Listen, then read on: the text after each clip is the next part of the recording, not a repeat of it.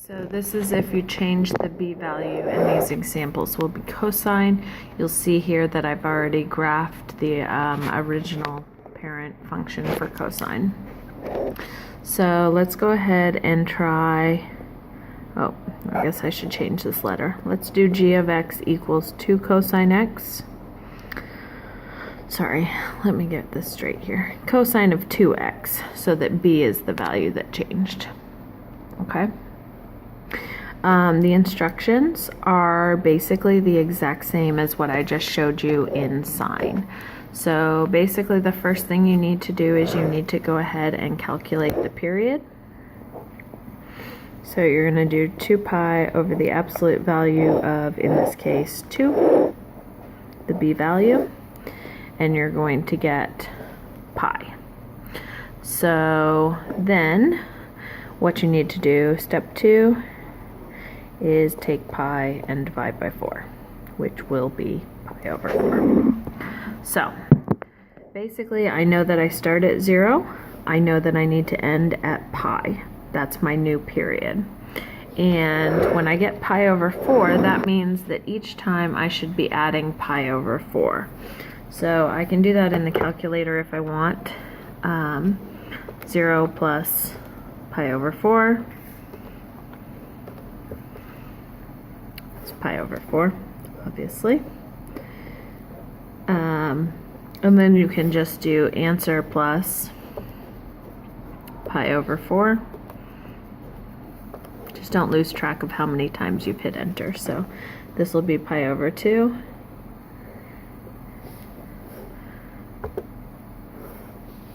Pi over 4.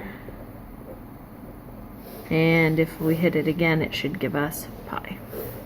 Okay, and as we said when we were doing sine, the y value won't change, so this is going to be 1, 0, negative 1, 0, 1. So basically in this case, because the absolute value of b is greater than 1, it's going to compress the graph. So this graph is only going to go until pi. So we can add pi over 4 here. And we can add 3 pi over 4 here. And basically just plot your points. So at 0, I'm up at 1. At pi over 4, I'm at 0. Pi over 2, I'm going to go down to negative 1. 3 pi over 4, I'm at 0. And then at pi, I'm back up at 1.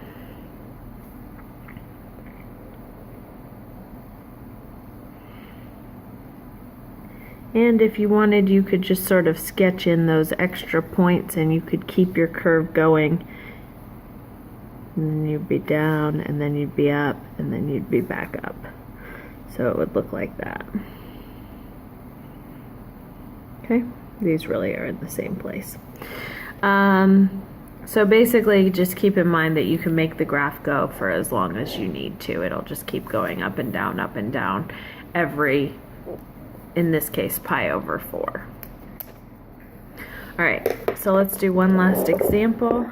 Let's do h of x equals cosine, and let's go ahead and do, let's say pi over, or x over 3. So similar to the other example, you need to notice that that means that b equals 1/3, okay? So in this case, b equals 1/3. Ooh, 1/3. So when I'm going to find the period, doing step 1, I'm going to have 2 pi divided by 1/3. And when I do that, I'm going to get 6 pi. Okay, so that means that I need to start at 0 and end at 6 pi.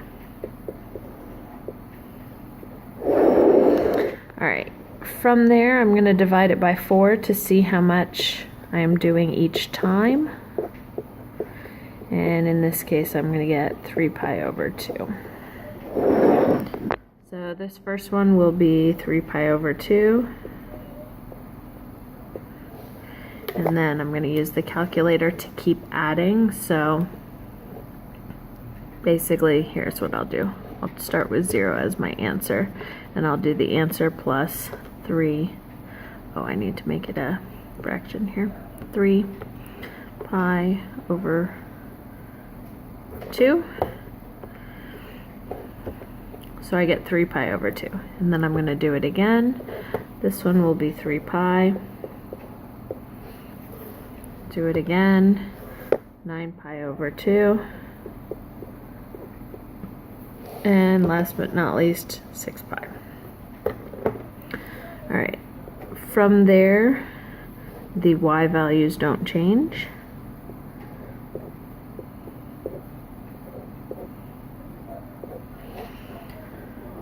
So to graph this, part of the problem is that, let's see, I do have 3 pi over 2, but I don't have 3 pi. So let's go ahead and put that there. And then this is 4 pi, 5 pi, 6 pi. And 9 pi over 2 is going to be 4 pi and a half. So that's this one right here, 9 pi over 2. You can check it. If you plug 9 over 2 into the calculator, you'll get 4.5. So between 4 and 5. All right, so from there, you're just going to plot your points. 0, 1 starts in the same place. 3 pi over 2 will be my first intercept. And then at 3 pi, I'll be down at -1. 9 pi over 2, I'll be back up. And at 6 pi, I'll be up at 1. So you can see that this graph has been really stretched out. Okay? And those are the 3 examples for cosine when you change b.